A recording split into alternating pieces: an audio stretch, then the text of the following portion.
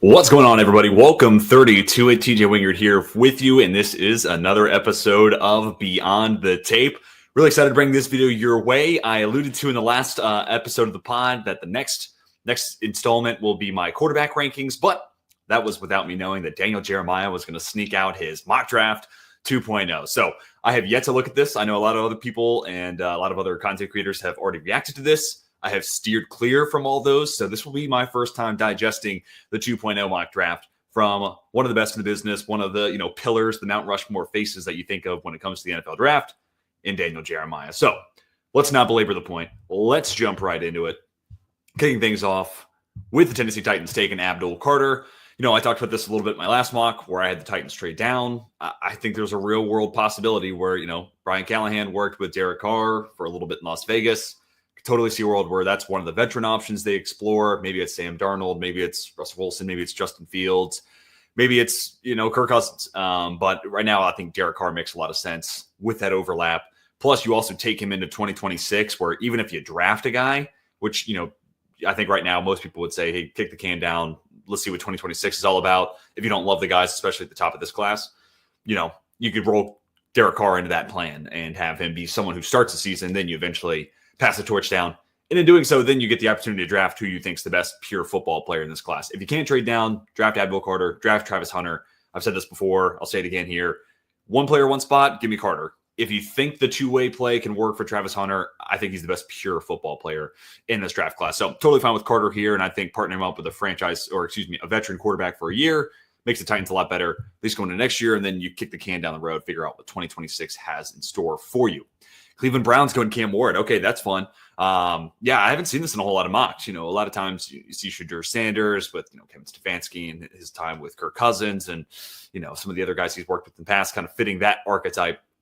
Also, a lot of mocks having Cam Ward go 1, then leaving Shedeur Sanders to be the guy available at 2. But here, it's clear DJ thinks Cam Ward potentially going to be the QB1 of this class. He does all the time that he does these mock drafts with his ears. He does his big board with his eyes. So, he's hearing the kind of the chatter that it's Cam Ward QB1, which is, kind of nice for someone who has him as QB1 in this class. Really interesting fit there with the Browns. I mean, obviously quarterback long-term position of need, and it's just going to come down to what they want to do. What's the winning window of this team?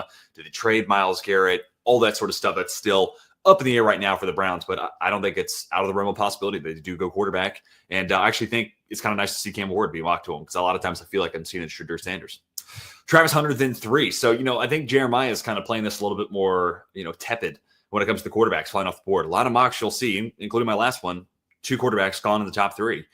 But then you get to the 2022 class, and, I think this quarterback group's better than that class, but quarterback didn't go until the 20s, right? And then you went more than 50 picks until the next quarterback was off the board, Desmond Ridder. So there's a world where, just because the need is there and we want to talk quarterbacks and, the media can kind of hype up that whirlwind, doesn't mean that the quarterbacks are necessarily going to go as early as maybe you do in these mocks. So I think DJ's kind of playing it smart here, and he's playing, a little bit more cautious with how these teams might view this quarterback class. Ward goes 2, but Sanders, falling out of the top 3.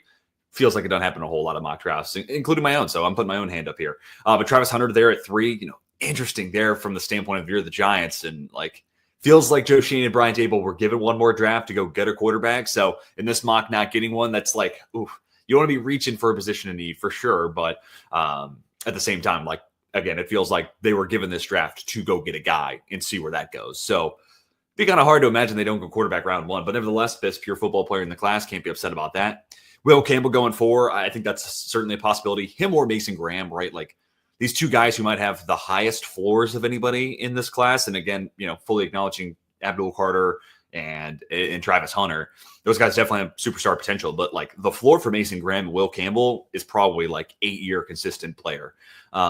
So pretty high floor to beat there. And for the Patriots, it's you can use him at left tackle. You can use him at left guard. A lot of David Andrews can't play forever. Could he eventually be a center? A lot of flexibility. He's just a high floor player. Like I said, looked great at left tackle at, LSU. We'll get the arm length measurements. That'll be a whole conversation once it goes official.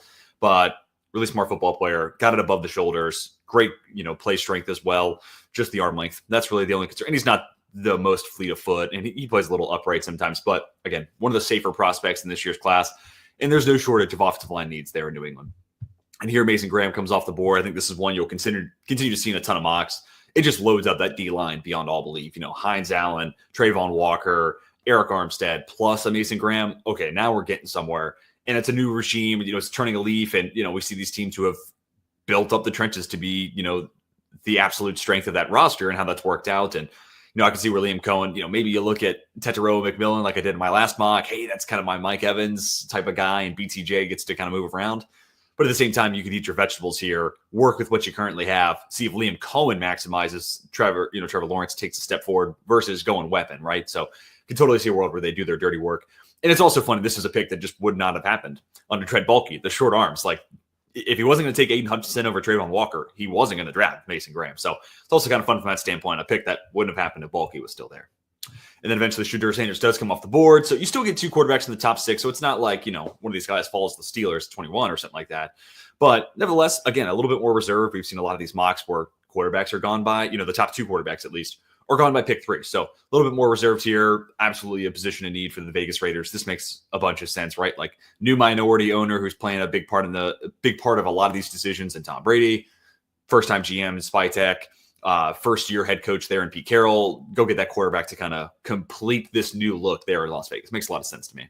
Tyler Warren, I've really been thinking about doing this in my mocks, especially now with Rodgers gone. I think it would have been a fun fit, right? He's a seam runner, big body target. Rodgers doesn't normally use tight ends, or at least not rookie tight ends, a whole lot early on. But I think Tyler Warren would certainly be a warranted exception, no pun intended, warranted exception to that rule. Kind of like what we talked about with Brock Bowers at this time last year, right? Like, I know Rodgers hasn't always, maximized the value of a tight end, but he also hasn't played with Brock Bowers. He also hasn't played with Tyler Warren. So, it's hard to compare that. It's not apples to apples. But nevertheless, now it's an interesting spot where this team's going to probably let DJ Reed walk. I mean, maybe I'm wrong on that. But interior defensive line, also a need. But with Mason Graham gone, you could go Will Johnson. Or do you just go, hey, position value may not be super appealing for tight end, but I think there's going to be some teams who see him as one of the blue chippers this year. He's certainly close for me. I don't think he'll be a blue chipper, but don't rule it out. We still got some time to go for me to kind of ultimately nudge him that way or keep him out. We'll see. But he's kind of knocking on that door. And if you're a team inside the top 7 here like the Jets and you see him as a blue chipper and you're letting A-Rod and Devontae Adams go because you don't feel like the roster is really ready to give them a position of success as aging veterans, you're looking to turn a new leaf, get younger, find these blue chippers in the draft. So if you see Tyler Warren as that, yeah, he's a tight end, but if he's a foundational piece of your offense for 10 plus years, you're willing to do that, even if, again, at a position of lower cost, lower positional value. Plus, I think Tyler Warren, Garrett Wilson, that would be like an awesome 1-2 for whoever the quarterback of the future is to step into. Hey, maybe it's his college teammate Drew Aller in the 2026 draft class. That would be a lot of fun. Jalen Walker, the Panthers. I know some Panthers fans don't love it. I think this is a fantastic fit. Jero Evero, nickel's the new base, but, in a world where you're running base defenses, 3-4 outside linebacker, that's Jalen Walker through and through. But also I think Jero Evero stands something to gain from using more stunts and twists, using some more sim pressures, something that the guy who replaced him in Denver, Vance Joseph, does a ton of. And I think Jero Evero has the wit for it. I just, I haven't watched, every single game of the Carolina Panthers back, so maybe I'm talking out of turn here. But I also don't think he's had the horses to run that race per se. So I think having this type of, Jordan Reed from ESPN's comping him to Frankie Louvu, kind of adding that piece back into a Carolina defense where you could play him off ball, use him off the edge, move him all around, really, use him in stunts, twists, all of it. Use him as an agent of chaos. That's kind of how I described him. And he's another one of these guys that I'm not entirely sure he'll be a blue chipper. Right now I'm at 4, but he might be the 5th. Him or Warren, 5. I don't know if I want to get up to 6 this year, but we'll see. But Walker's definitely knocking on that door. Love what he could do. It's just, again, agent of chaos, a joker on that defense. And I think that's something that really now the Panthers just don't have across the board. Mike Green to the Saints. I would love this. It's just a team that, Isaiah Foskey hasn't worked out to this point. Peyton Turner's hitting the market. Just because you put past, eggs in this basket, you put previous assets into this position doesn't mean that you're done, because you haven't really found that Cam Jordan replacement. Granderson's a good player, but you're still missing that double-digit sack, per season type of dude moving forward. And Mike Green definitely has that potential. Awesome tape, looked fantastic at the Senior Bowl, explosive athlete. The only thing knocking in his profile is slightly shorter arms, but he was able to overcome it both at Marshall and at the Senior Bowl, so I'm not too worried about it. Don't rule out that he could go top 10 for sure. Kelvin Banks Jr., I do think offensive tackle there at 10 makes a lot of sense for the Bears. I just haven't done it yet, but I'll have mocks where they do go that route. Whether it's Will Campbell falling here, and I have done that, but I just think of him as an interior offensive lineman. But it could also be Josh Connerly. It could be Josh Simmons. It could be Kelvin Banks Jr., So Banks Jr. or Will Campbell, you can't go wrong because if they're a guard, the Bears needed a guard. If Will Campbell can play center, they desperately need a center upgrade. Or if he's just better than Braxton Jones at left tackle, cool, awesome. That's a much-needed upgrade as well in my eyes. So really can't go wrong because no matter what these tweeners, where will they, where won't they play, the Bears need just about everything on that offensive line. So it's kind of seamless to be able to fit these guys in one place or another. 49ers go Will Johnson. I almost wonder, I had to double check here. This is his 2.0, right? I'm pretty sure he had Will Johnson fall into this range. It might have been the Cowboys with the next pick, but nevertheless, he has him falling here to 11. That's interesting. The 40 is going to be big for Will Johnson. The 20-yard shuttle, I think, is also going to be something that stands out. He's got a great feel for zone coverage, great frame. I think a great understanding of his own athleticism and how to bait quarterbacks into some throws. A couple pick sixes this year before a season-ending injury, but really good player. Another one of these guys with a really high floor. I do question, though, like where the upside is. He's been getting pass Surtain comps, and I just don't know if I'm necessarily there yet. Been a while since I went back and I watched him. I guess it's been about a month and a half. So, once we get, down the stretch here, I'll do one more final comp. But I don't know if there's defensive player of the year potential. Honestly, I just don't know if the high end play is there for Will Johnson. I think he'll be a rock solid, steady corner at the next league or at the next level. But, Travis Hunter's my CB1. I see superstar potential. I think there's really good potential with Will Johnson. Like he's going to be a really rock solid player. I don't know about elite, but we'll see. Once we go to combine, maybe I'll be eating these words. Dallas Cowboys, Walter Nolan. I feel, validated here. Not every Cowboys fan loved this, and they let me know that. But Bosa Odighizuwa walks. Matt Eberflus, he likes these twitchy three techs, and they're kind of pivotal to how he wants to build his defensive line. Like Walter Nolan is that through and through. So it's a pick that I like a lot, especially if Odighizuwa is gone. So again, I feel validated for my last mock. Thank you, Daniel Jeremiah. Tyler Booker to the end of the Dolphins. Yeah, I think Booker's a rock-solid player. I think in Jeremiah's last mock, he went 10 overall. So he's definitely hearing a lot of love for this guy at the NFL level.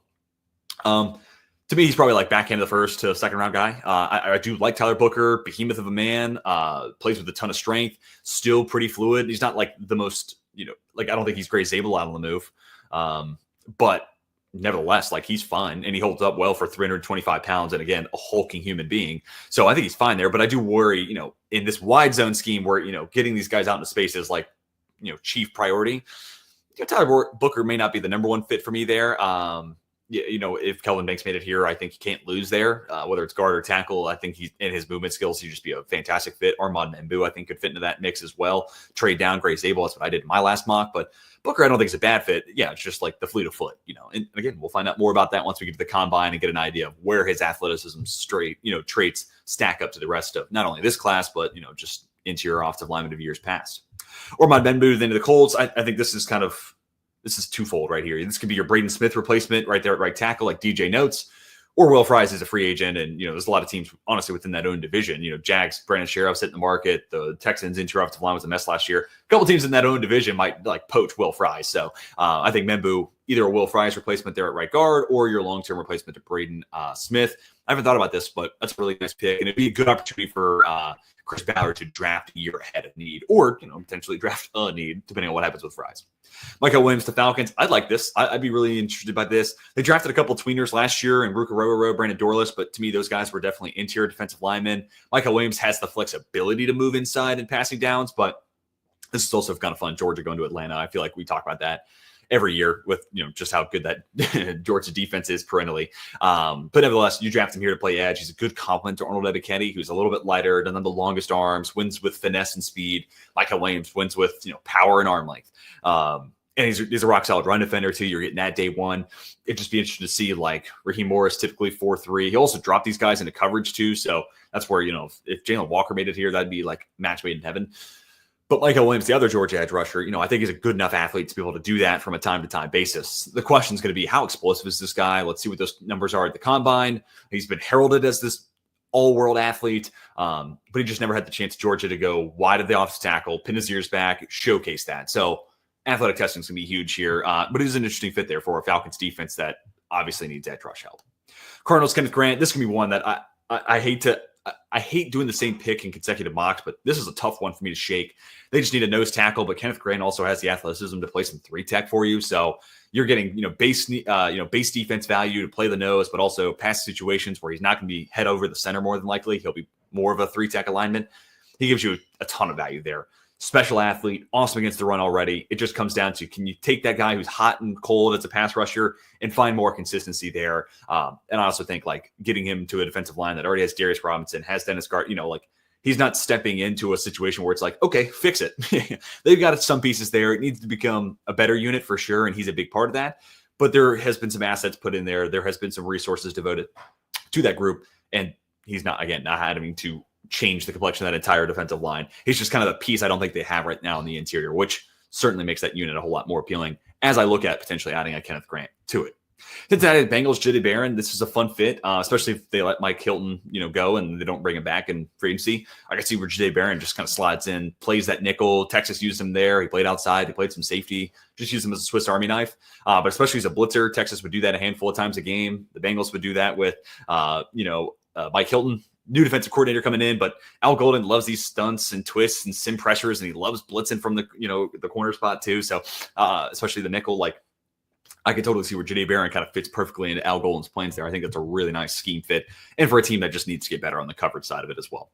Seahawks go Gray Zabel. This would be awesome fit. Clint Kubiak coming over. He's a Shanahan disciple. His dad, Gary Kubiak, West Coast. In a lot of ways, you could kind of point to him and Mike Shanahan as kind of the founders of that scheme, that run style. And Gray Zabel, love him on the move, love the grip strength. I think this is a fantastic fit for that blocking scheme and obviously a position need. And after a great Senior Bowl, I think, as high as 18 is certainly in the cards for Gray Zabel. Ted McMillan falls a bit in this mock draft here from DJ. Wonder what he's hearing to kind of provoke that fall for T-Mac. He's my number one wide receiver. I do think the fit here makes a lot of sense, right? Like Mike Evans can't go forever. I see more Drake London than I see Mike Evans, but I think either comp is live and you'll see plenty of it this offseason, this draft cycle. So from that standpoint, it's fantastic. And also you could just play him in big slot if you lose Chris Godwin and just have some real fun there, right? Like, and him leading the way as like the big slot blocking for Bucky Irving and co there.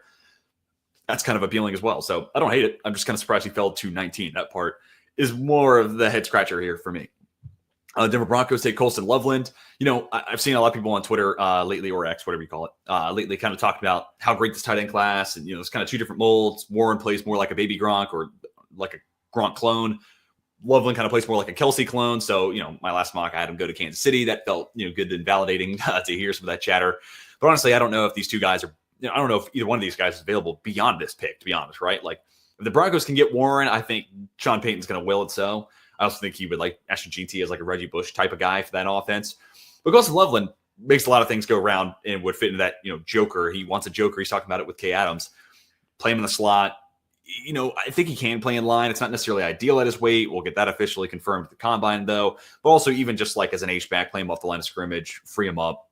I think that plays too. And Sean Payton's a good enough offensive mind to make that happen. So he'll hide those limitations, but maximizing the strengths. And Colston Loveland is a fantastic mover, great route runner, sure hands, nice after the catch as well. Like, giving him to Sean Payton feels a little unfair because he's going to maximize those strengths, and there's a lot of them in Colston Loveland's game. Ashton GT to the Steelers, I think this is just kind of like BPA. I think Daniel Jeremiah probably just had a line in the sand and was like, GT cannot fall below here because he's just too good of a player and he's X on my board or whatever it is.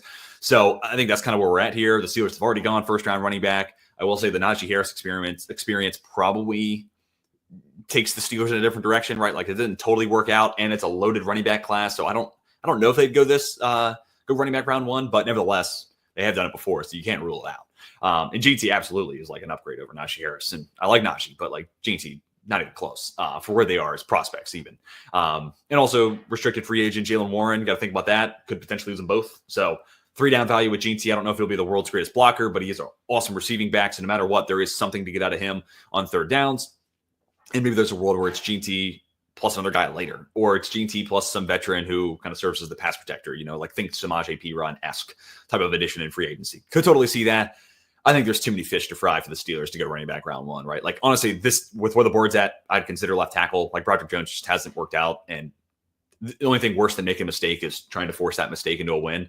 And then on top of like receiver and corner, where you see a ton of these mock drafts going for the Steelers, and also interior defensive line. Like, I wouldn't rule that out either. So a lot of different places the Steelers could go, and I think there's enough depth in this class where I wouldn't go running back round 1 if I'm the Pittsburgh Steelers. Then we get to the Chargers of Marion Hampton. Look, I'm not saying it'll be like once I get to my final predictive mock, this will be the pick, but I'm like 90% sure it will be. He's just such a good pass protector. I think that's what they wanted Kamani Vidal to be, and that's part of why it was tough to get him on the field. And I think long-term, right, Dobbins back for a year, maybe 2, but Hampton plus Vidal, that's an awesome backfield. I have a hard time thinking Greg Roman and Jim Harbaugh don't look at, their philosophy, their way of winning games, ground and pound. I have a hard time thinking they're not chomping at the bit to get Amari and Hampton in that mix. Then, he just fits too much of what they want to do. Plus, he brings the pass protection value that they were looking for out of Kamani Vidal. I think this is a fantastic fit. Josh Simmons to the Green Bay Packers. I do think left tackle could be something if the right guy falls to them where they're like, hey, we thought he should have gone 12 picks higher than this. Let's make it happen. So if they think Josh Simmons is that guy who, hey, had he not gotten hurt, he might be OT1 in this class, So they might see this as the value that they need to get an upgrade there at left tackle. It's kind of similar to Braxton Jones in that same division with Chicago, where it's like, we keep talking about how he's good for a 5th rounder, but does that mean he's good? Like point blank simple. And the same could be kind of said about, Rasheed Walker, right? Good for a 7th rounder for sure. And I love me some Zach Tom on the right side. But if we had to always put in the caveat of good for a 7th rounder, is he actually good? So I could see a world where the right tackle falls to Green Bay. They pull the trigger there at 23. Minnesota Vikings, Travion Henderson. This one was a little surprising. And, now I'm, no Caleb Johnson yet. So I wonder what that means for what DJ's hearing and whatnot. But I think Caleb Johnson, in a lot of ways, that's what I did in my last mock for the Vikings. I think that's a fantastic fit. He almost kind of plays like a bigger Aaron Jones in a lot of ways. So interesting to see them go Travion Henderson. I think Henderson could be a target for them round 2 if they don't go running back round 1, definitely. Or if they trade back a little bit. This is a team that only has 4 picks in the draft, this year. So trading back from 24 certainly makes a lot of sense for Minnesota. But a little interesting to go Henderson over Caleb Johnson. Ultimately, that's my, Henderson's my RB4, Johnson's RB3. There's not a world of difference there, but I do like that top 3, the GT, Hampton, Caleb Johnson. And then I think there's a little bit of a tier break before you get to the Ohio State guys and Dylan Sampson for me personally. But this is kind of a fun ad, and I almost wonder if they would go and get someone else to be a complement to Travion Henderson. We just saw this year at Ohio State. If he's not necessarily your bell cow, I think that's where you're getting the most efficient version of Travion Henderson. So 3rd down back, big play guy, pass catcher. I like that. I almost wonder, so we get a special cameo there from Bear. I almost wonder if there's a complement in free agency or later on in this class for Travion Henderson, if this is the path for the Vikings. If you go running back later, though, you're using 2 of your 4 picks on running back. So that's not necessarily ideal. So interesting. I would have gone Caleb Johnson, but interesting to see Travion Henderson make it in the first round here for DJ's mock. Emeka Egbuka to the Texans. This one makes sense. We've mocked it as well, and our own mocks here at 32. It just makes too much sense. We just don't know what's going to happen long term with Tank Dell. I don't think they'll bring back Stephon Diggs. Maybe I'm wrong, but assuming they move on from him, Egbuka is a plug and play replacement for that. Can play inside, can play out. Just does the little things right. Familiarity with CJ Stroud. It's a home run pick in a lot of ways if he can make it there to 25. The Los Angeles Rams. How about this? Darius Alexander. So getting in the first round, man, I've seen, especially after the Senior Bowl, I've had him go as high as 40 and my first, post Senior Bowl mock. And I've seen him go as high as that in some other mocks, but he's been living in the second round. But here, get him in the first round for the first time that I've seen in a mock. That's interesting. It's also fascinating pairing him up then with Kobe Turner and Braden Smith.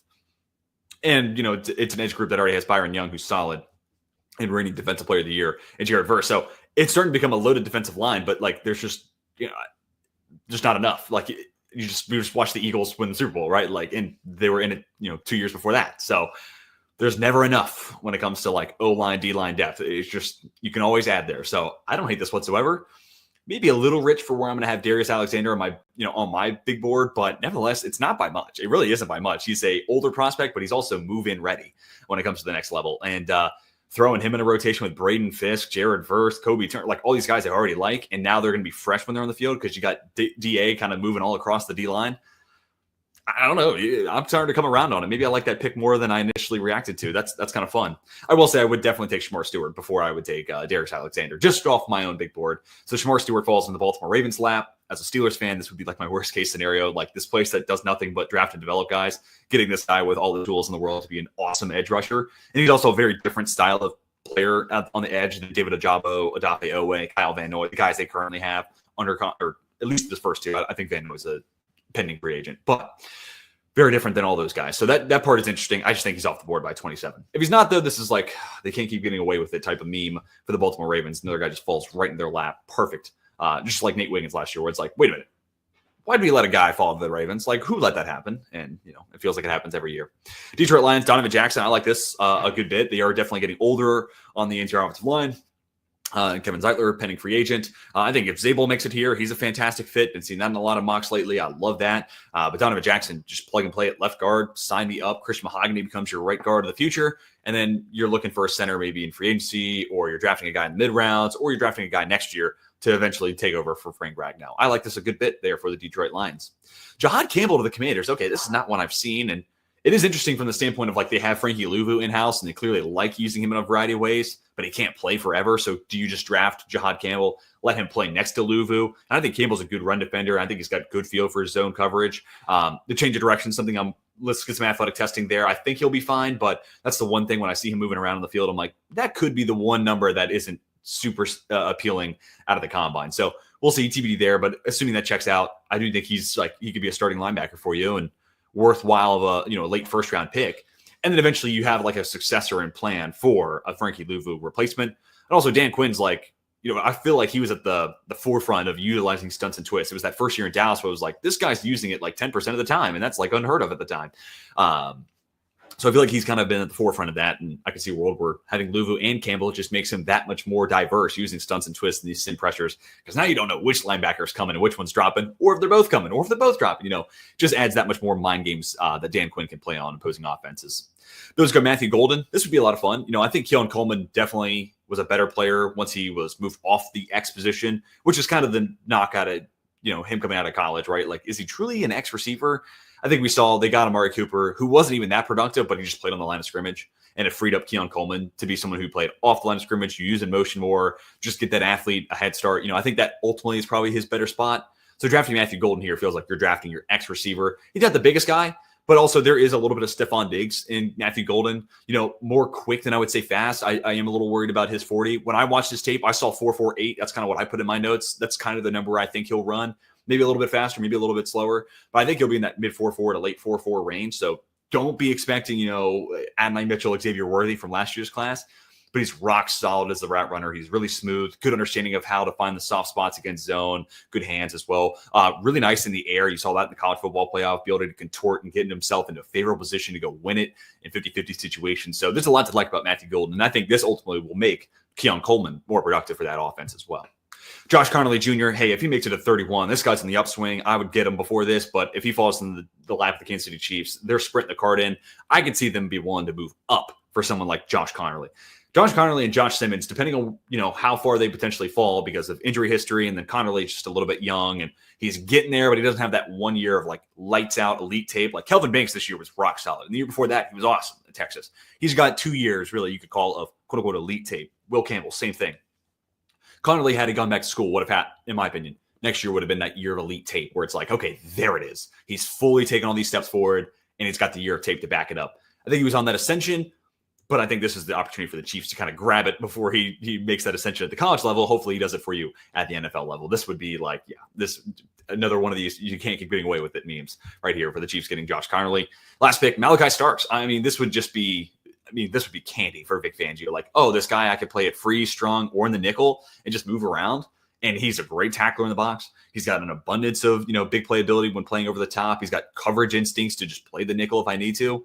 Awesome. Like one more piece of just like absolute chaos that Vic Fangio can just unveil on opposing offenses. That doesn't feel fair, but it's an absolute steal of a value. And he feels like the guy who keeps falling in my mocks a little bit lower than I would like him to go. But safety is kind of tough when it comes to what's the right value for that position. And also it's, a lot of these teams have a lot of needs and safety is one of them, but it's kind of like the second or the third need. So it then becomes a battle of like, who do I think their BPA would be? Who would they target need wise versus just, stacking up best players for that team and where does Starks fit in that mix? But I definitely think you should go round one and, dude, if the Eagles get to him at 32, it's just best player available. That's a Howie Roseman thing right there. Turn in the card and get the best guy on the board. Shades of Nolan Smith, at 30, a few years ago, right? But guys, that is going to do it for my reaction and my grade for Daniel Jeremiah's mock draft 2.0. Honestly, I think it was rock solid. I'll give him an 88, a high B plus back in, school. I felt like this is a pretty solid mock draft. Some new fits, 3 running backs in the first round would have been the exact 3 I would have gone with. I would have plopped in Caleb Johnson instead of Travion Henderson.